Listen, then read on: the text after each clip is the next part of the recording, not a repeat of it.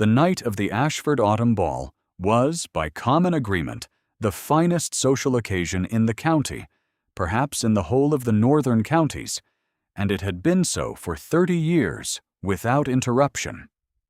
The ballroom at Ashford Park held 200 guests without crowding. The chandeliers were lit from the gallery above by 6 footmen working in careful unison.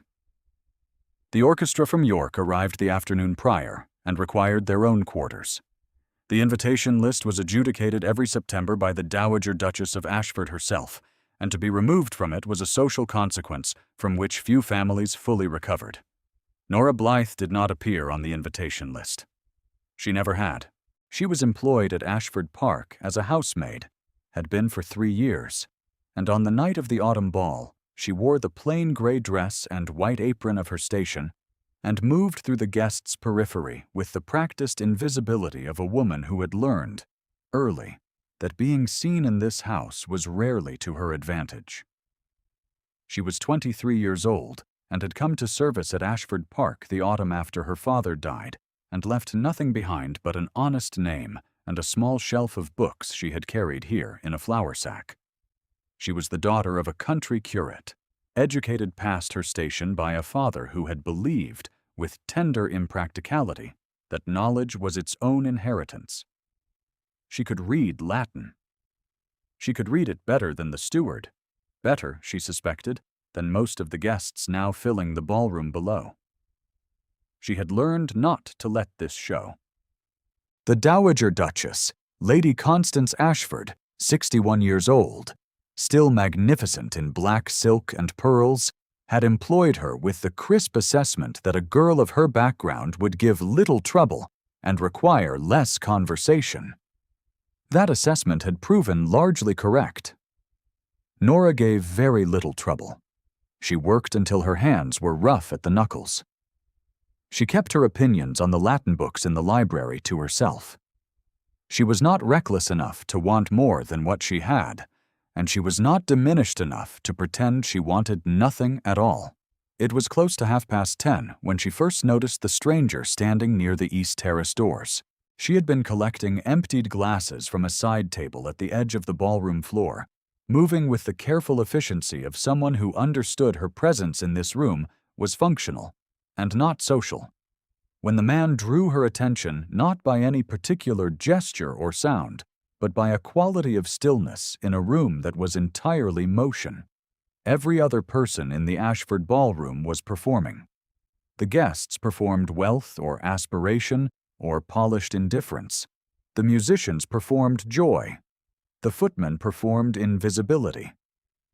This man, whoever he was, performed nothing. He stood with his back partly to the room, his gaze directed toward the terrace beyond the glass, and he was alone in a way that had nothing to do with the absence of company. He was perhaps 34 or 35, she thought, and leaned through the shoulders in a manner that a well-cut coat, dark gray and not the fashionable evening black of the other gentleman, could not quite conceal. His hair was dark and slightly disordered, as though the evening damp from the terrace had reached it.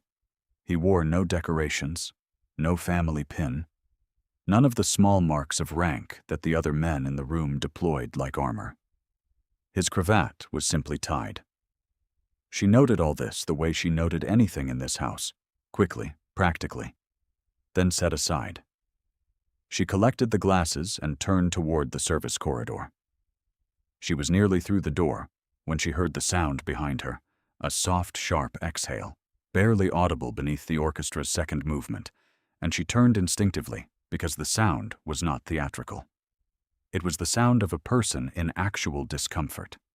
The man in the gray coat had taken half a step toward the terrace door and then gone very still. His left hand rested on the frame. He was not performing composure. He was applying it, carefully, to something that resisted. She crossed the distance before she had reasoned herself out of it.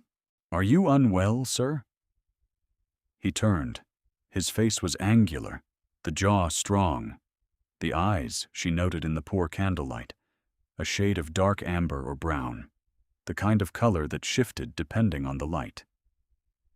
There was a faint mark, very old, cutting through the outer edge of his left brow, an old injury long healed to a pale crescent. He looked at her the way a person looks at an unexpected lamp in a dark passage, not startled exactly, but recalibrating. "I am well enough," he said.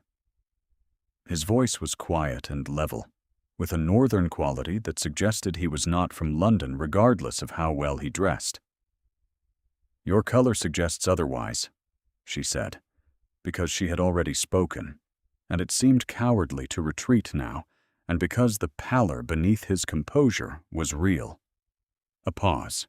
He looked at the tray in her hands, then at her, and something in his expression shifted almost imperceptibly, a tightening around the eyes that might, in another person, have been the beginning of wry amusement.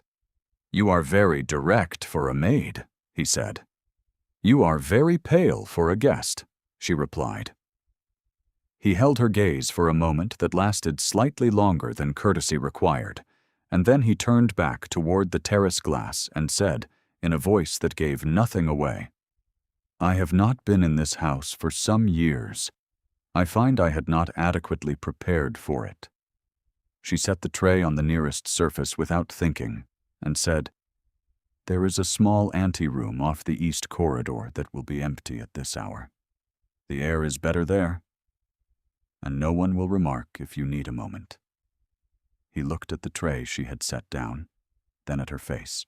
He had the manner, she thought, of a man accustomed to being read by people who wanted something from him, and finding it unexpectedly disorienting to be read by a person who simply wanted him not to faint in the ballroom. "Thank you," he said, and he meant it without ornament. She picked the tray back up and left him to the terrace door, because she was a housemaid, and a gentleman's need for composure was not her business to supervise.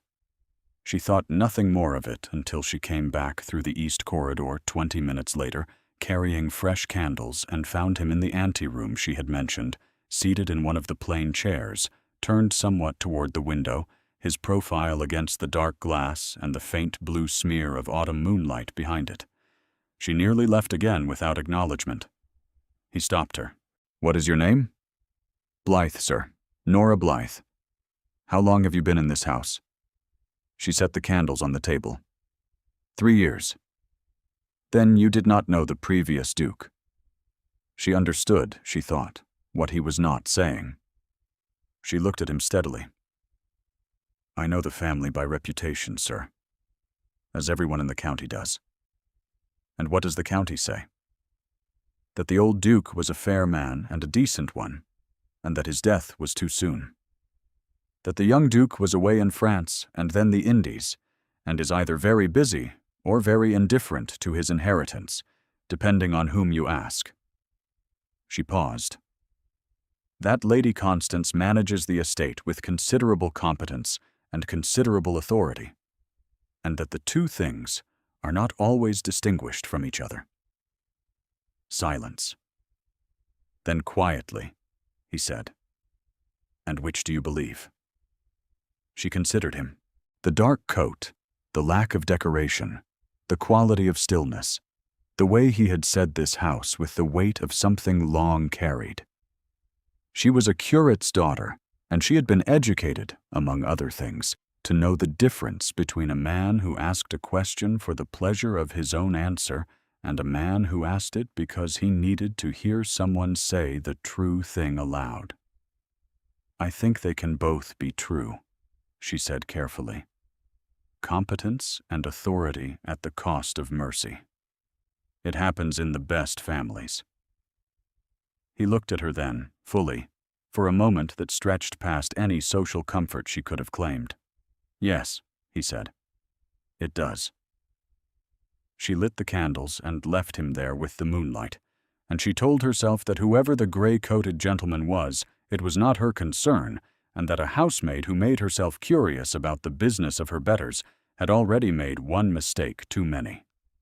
If you have stayed this long, you already know what Nora did not know yet. Stay a little longer.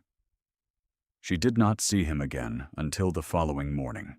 His name was Edmund Ashford, the 5th Duke of Ashford, and he had arrived at his own estate the evening prior in a traveling coat borrowed from his man Briggs, with no announcement sent ahead and no carriage bearing his colors, because he had decided at the last moment, somewhere between Edinburgh and the South Road, that he wished to see the house as it was, rather than as it would be arranged to show him. He was 34 years old. He had been out of England for most of 3 years, first on diplomatic business in Paris, and then managing a family investment concern in Barbados that had required his presence in person and had consumed him entirely for longer than he had planned. He had received Lady Constance's monthly letters with the punctuality of a man who reads his correspondence and the detachment of a man who has learned to keep a certain distance between himself and the thing he left behind. The thing he had left behind was not primarily the estate. The thing he had left behind was a grave in the East Churchyard, within sight of the terrace doors, where his wife had been buried 3 years prior, in the 3rd week of the season, while he had stood at the graveside in the specific silence of a man who had not been present when he should have been. Marguerite had died of a fever that had begun as an ordinary autumn cold. The physician had been sent for. Edmund had been in Edinburgh on estate business, 3 days hard riding away, and the letter telling him to come home had arrived one day after she was gone. He had not spoken of this to anyone in 3 years. He had not needed to. The weight of it was sufficient without speech.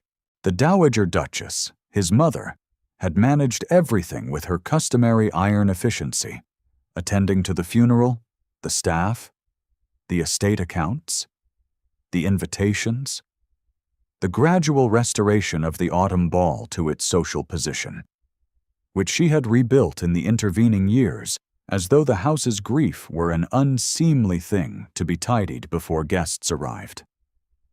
Edmund did not fault her for this. She was not a cold woman. She was a certain one. She had learned, long ago, that certainty was the only instrument that kept the world from becoming a chaos she could not survive. He had loved her for that quality, and chafed against it in equal measure for the whole of his life.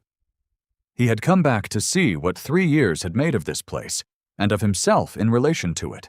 What he had not anticipated was a housemaid in a gray dress who had looked at his pallor with the directness of a person who had decided that the consequence of her honesty was acceptable, and told him exactly where to find a quiet room before she had any reason to be kind to him. He found her the next morning in the library. He had come early, before the household was fully awake, because the library had been the room he thought of most often when he thought of this house. Not the ballroom, not the dining room, not the master's apartments he had been avoiding since his arrival, but the long east-facing library with its floor-to-ceiling shelves and the smell of old leather, and the way the morning light came through the tall windows in a particular pale gold that he had not seen anywhere else in 20 countries. He found her there with a cloth in her hand and a book open on the table in front of her, reading. She heard him on the threshold, and closed the book in one practiced motion, and reached for her cloth, and had the expression of a woman who had spent 3 years suppressing the reflex to read when the room was empty. She did not quite manage to suppress the slight flush that climbed her throat. "I am sorry," she said. "I will be out of your way directly." "What were you reading?" She glanced at the book, then at him. She was calibrating, he could see. The exact cost of honesty against the cost of the slight indirection that would have been easier. "Cicero," she said. "The letters to Atticus. I was rereading a passage I did not quite follow yesterday." He said nothing for a moment. Then he crossed the room and looked at the spine of the closed book and looked at her. "You read Latin," he said.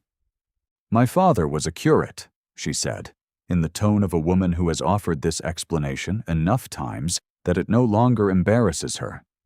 He believed in thorough education. I am aware it is not a quality commonly expected in housemates. It is not a quality commonly found in half the gentlemen who visited this library, he said. She looked at him carefully. He had not come in his gray coat.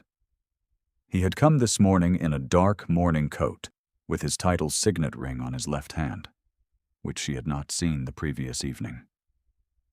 And she saw it now, and understood with a clarity that arrived quietly, and settled cold in her chest.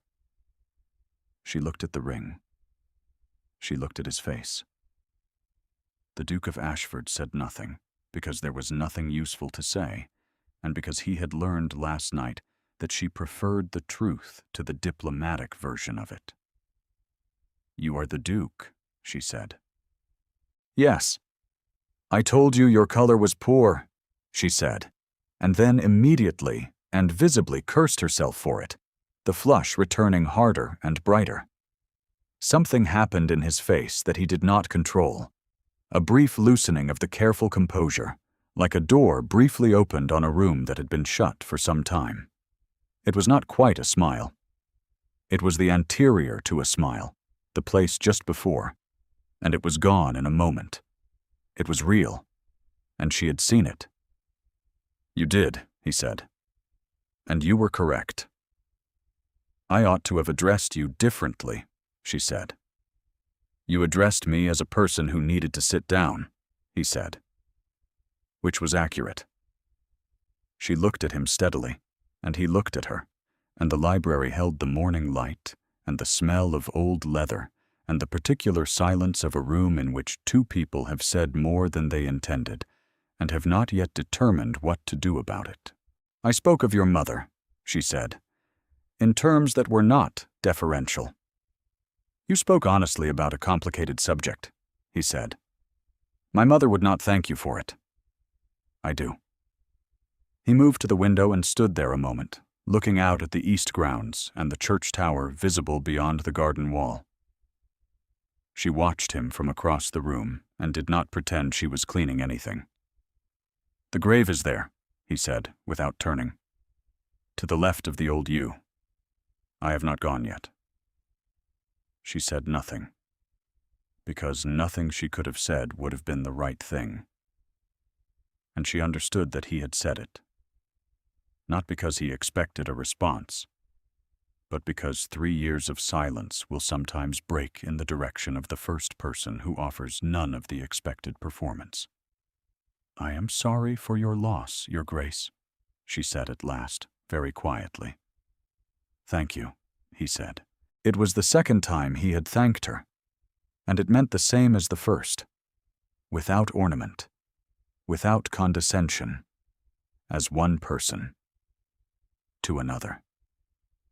He left the library a few minutes afterward, and she heard, much later, that he had gone to the churchyard and stood there for a long time alone, and that when he came in, he had gone directly to his apartments and asked for nothing until the supper hour.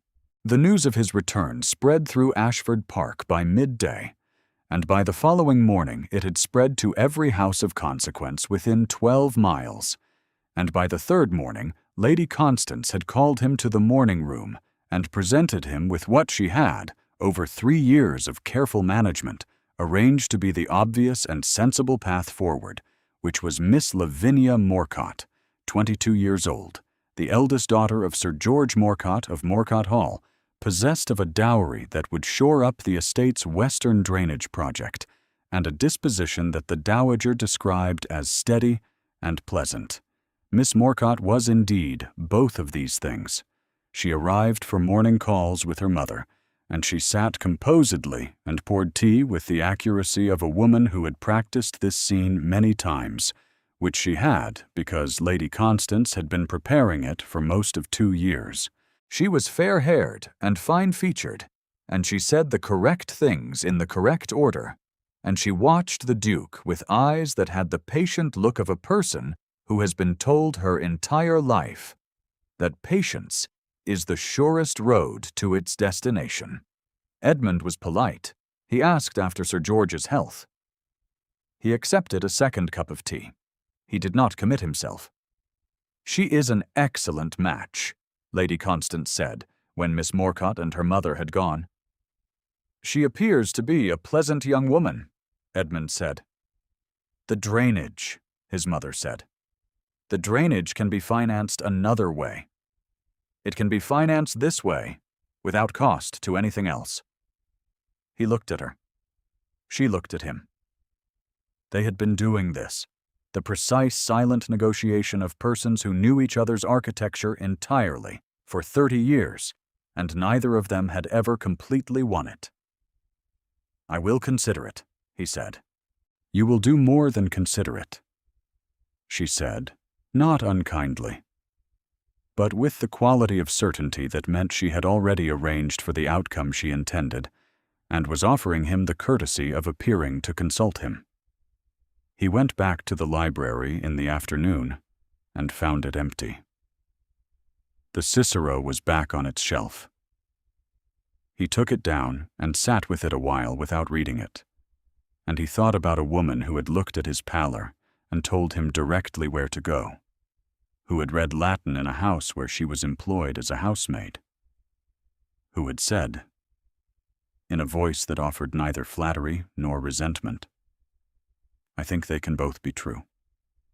The second time he noticed it was 3 days later, when he came to the dining room for supper and found the large arrangement of autumn flowers on the sideboard listing badly to the left, where one of the water vessels had shifted.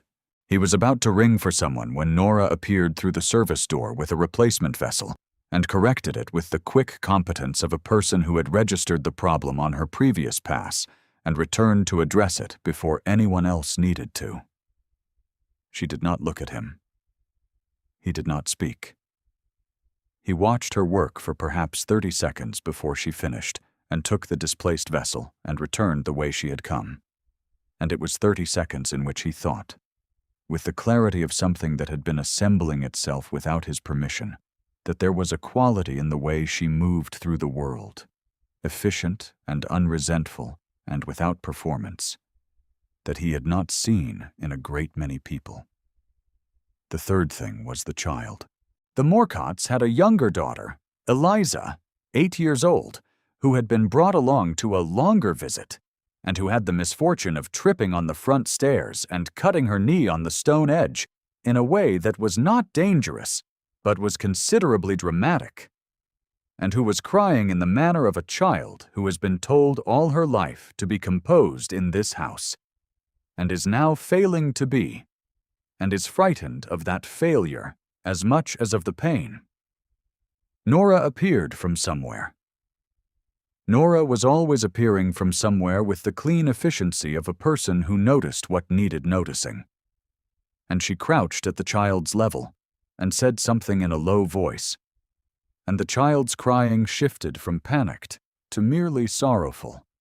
And then Nora said something else, and the child laughed once through the tears and let herself be guided, gently, toward a side room where the knee could be properly seen to. Lady Constance, arriving at the top of the stairs at the tail end of this, looked down at the scene and said, to no one in particular, "Really, the girl is everywhere. One would think she had nothing else to occupy her." Edmund heard this from the hall below. He said nothing. That evening, one of the younger footmen said something to Nora in the servants' passage. Not loudly, but not quietly either, about the particular attention the new Duke seemed to pay to the passage of a certain plain gray dress, and the words were not cruel precisely, but they were shaped to diminish, and they had the quality of a thing said in front of an audience that believed it was contributing to a general truth rather than a specific injury. She said nothing and walked on with the tray, and Edmund, who had been crossing the corridor at an angle that the footman had not registered, heard all of it. He did not address it then. He filed it in the manner of a man who has learned to wait for the correct moment rather than the immediate one.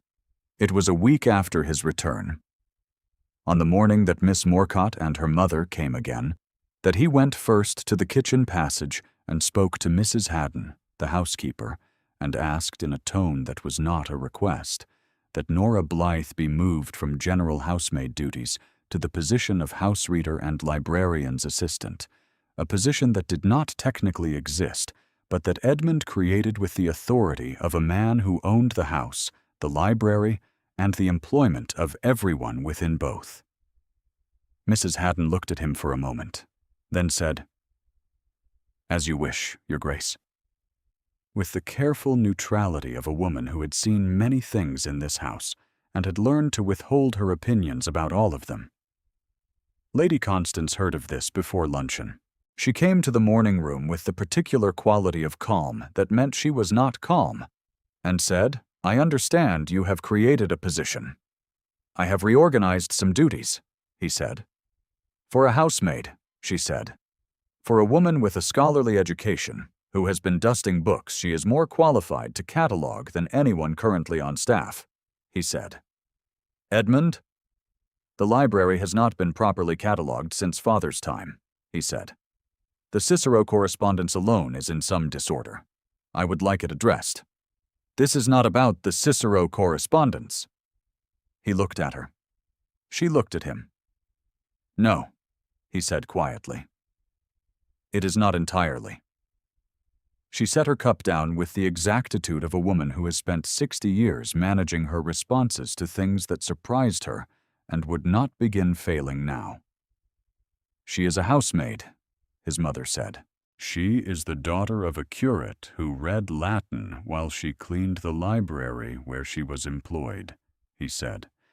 "She treated me with more direct and genuine courtesy on the night I arrived than any guest in that ballroom, while she had no reason to and no way of knowing who I was." Lady Constance was quiet for a moment. He could see her calibrating. Not whether this was happening, because she was not a woman who wasted time resisting what was already in motion, but what could be salvaged, what could be managed, what could be guided into the channel of least consequence. "She has no family," his mother said. "No connections. No portion." "I know." "Miss Morcott," she began, "Miss Morcott is a pleasant young woman who deserves a man who has not already decided someone else possesses the thing he has been trying to name since he came home," Edmund said. "That would not be me. If you are still with Nora in this house, know that she did not yet know any of this was occurring. She had been told of her new position by Mrs. Haddon in the corridor outside the linen room, and she had received the information with the stillness of a person who has learned not to show the interior response until she had correctly identified what it meant. She had said, "Yes, Mrs. Haddon," and walked to the library and stood inside the door for a long moment, looking at the shelves she had been dusting for 3 years, and feeling the specific disorientation of a thing you had wished for so quietly you had not named it to yourself, suddenly becoming real. She did not allow herself to think about why. She began the catalog that afternoon, working from the Far East shelves in the methodical way her father had taught her, and she was deep in the listing of the third bay when the Duke came in at 4 o'clock.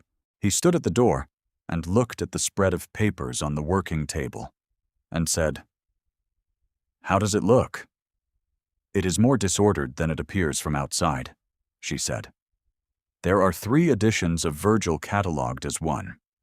2 volumes of Herodotus are shelved under the natural history section, which I believe was an error of enthusiasm rather than intention."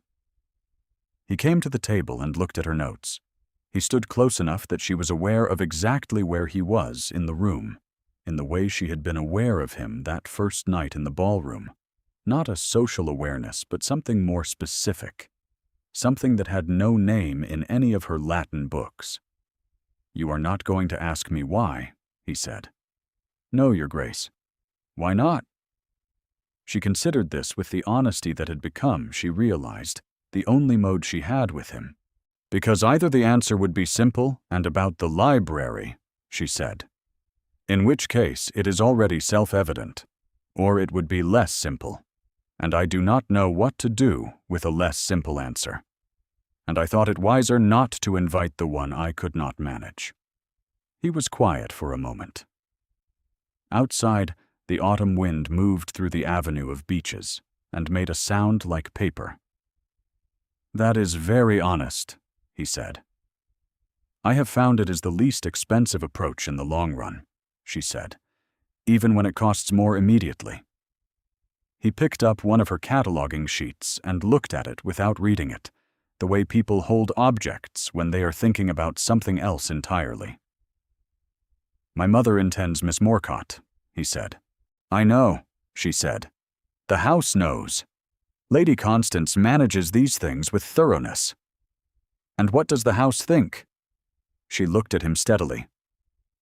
"The house thinks Miss Morcott is a sensible and deserving young woman, and that the match would be entirely correct in every measurable respect." She paused. "The house also thinks that correctness and rightness are not always the same, and that a man who came home after 3 years and spent his first evening on the estate, standing at the terrace door alone, had perhaps not yet been adequately attended to in the ways that mattered." He set the sheet down. "Nora," he said. It was the first time he had used her given name, and it landed as such things land. Not loudly, but with the specific weight of an intention declared. She looked at the table. "I have not thought past this room," she said quietly. "I do not know what lies past this room." "Neither do I," he said. "That is, I think, the beginning of something rather than the absence of it." She looked up at him then, and whatever she had been keeping carefully arranged in her expression, which was considerable, shifted. He could see it shift. He did not look away. "Your Grace," she began. "Edmund," he said. The door opened. Lady Constance stood in the doorway with the composure of a woman who had arranged her features for exactly this possibility before she opened the door, because Lady Constance always arranged her features in advance. She looked at her son. She looked at the housemaid. She looked at the space between them, which was not quite improper, but was not quite proper either. And her face did the particular thing it did when she was deciding whether to make the outcome or accept it. She made the outcome. "I see," she said, "that the catalogue is progressing." "It is," Edmund said, without moving. "I should speak with you," she said to him. "Shortly," he said. Lady Constance looked at Nora. Nora looked back with the stillness of a woman who was not going to look away, because the cost of looking away was too high, and she had known it for 30 seconds. There was a long pause. "She has her father's learning, and no mother to arrange her," the dowager said, in a tone that was not warm, but was not precisely cold either, the tone of a woman making a calculation she had not expected to make, and was making it with the precision her character required. "There will need to be arrangements." "There will," Edmund said. Another pause, longer, the kind that contained a great deal of what could not be said. "Miss Morcott," Lady Constance said carefully, "will need to be written to." "I will write to Sir George myself," Edmund said. She looked at her son for a moment with the expression of a woman who has managed a household and a social position and a grief and a legacy for 3 years alone, and who is, against her own considerable expectations, recognizing that the management has now reached its necessary limit. "Very well," she said, not warmly, but without the quality of opposition. It was not capitulation. It was the Dowager Duchess accepting that her competence and her authority had, in this particular matter, reached the thing they could not arrange, which was her son's perception, which had landed where it had landed, and which she had no instrument to redirect. She left the doorway. Her footsteps were even on the corridor floor. She did not shut the door with any particular emphasis. Nora looked at the doorway for a moment, then at Edmund. "That was not what I expected," she said. "She is not what one expects," he said, consistently. "It is her greatest quality." She looked at the cataloging sheets spread on the table, the Cicero on the shelf, the autumn light on the windows. She thought about her father, who had given her books instead of a dowry and had believed, with tender impracticality, that the gift was sufficient. She thought about 3 years of pressing herself into invisibility in this house, and the specific quality of a man who had looked at her directness and said, "I do not find that disqualifying," in so many words, and then in fewer. "I have nothing," she said. "No portion, no connection, nothing of the kind the dowager means by arrangements." "You read Cicero in a language that most of my acquaintance cannot manage," he said. "You looked at a pale stranger in a ballroom and told him where to find a quiet room without any motive except that it was the right thing to do. You spoke honestly to me when every other person in that house was performing their assigned role with considerable dedication." He paused. "I find I have been trying, for some years, to find the name for what I lacked, and it was not a drainage canal." She looked at him, and there was a quality in her face then that she had not let show in 3 years of careful gray invisibility, that specific expression of a woman who has been told her worth by the one witness whose witnessing she had not dared imagine. "I am still standing in your library," she said, "in my working dress, with cataloging ink on my right hand." "I know," he said. "You have not adequately considered the social machinery," she said. "I have considered it thoroughly," he said. "I find I am willing to operate it." She held his gaze for a long moment. The ink on her hand was very black against the pale of her fingers, and the autumn light was the particular color of late afternoon in the north, and the beeches outside made their sound of paper and wind. "Edmund," she said, and it was the first time, and it cost her something to say it. And she said it anyway because her father had taught her, among other things, that the honest word, the true one, was always the one that cost the most, and was always the one most worth saying. He reached across the table and took her ink-stained hand in his, very gently, in the manner of a man who has held himself at careful distance for long enough that the held distance has become its own kind of grief, and the gentleness was its own kind of declaration, more than any speech he could have delivered. The library was quiet. The catalog lay open. The Cicero was on its shelf, letters to a friend about the things that mattered when everything else had fallen. The announcement was made at the Ashford Christmas gathering, 6 weeks later, before the assembled families of the county. In the same ballroom where Nora had first placed a tray on a side table and looked at a pale stranger with the direct concern of a woman who had nothing to lose by honesty. Lady Constance stood at the edge of the room and heard the murmur of the assembled company work its way from surprise to recognition, to the particular quality of retrospective certainty that crowds always produce when they realize they had witnessed something early and had not known what they were seeing. She watched her son present Nora to the room, quietly and without ceremony, with the contained certainty of a man who has made a decision that requires no decoration. She watched the housemaid, who was not going to be a housemaid much longer, receive the scrutiny of the room with her father's steady eyes and her own steadier spine. She watched Miss Lavinia Morcott, to her credit, nod with the composed grace of a young woman who had spent a lifetime being told she was the correct choice, and who had enough intelligence to recognize, in the end, that the correct choice and the chosen one were sometimes different people. Lady Constance did not smile. She was not constituted for public sentiment. She took a glass of wine from the tray of the nearest footman, and she thought, with the particular private clarity she permitted herself and no one else, that there were things in this house that could be managed and things that could not, and that her son had found, in a gray dress and an ink-stained hand, and a shelf of Latin books, the specific quality that Ashford Park had been missing for 3 years, and that no drainage arrangement would have supplied. She thought, also, that the girl had very good posture. She would not say so tonight. She would say it later, in private, in her own way, in the careful idiom of a woman who expressed approval through observation rather than declaration. It was enough. By the first week of February, the East Library catalog was complete.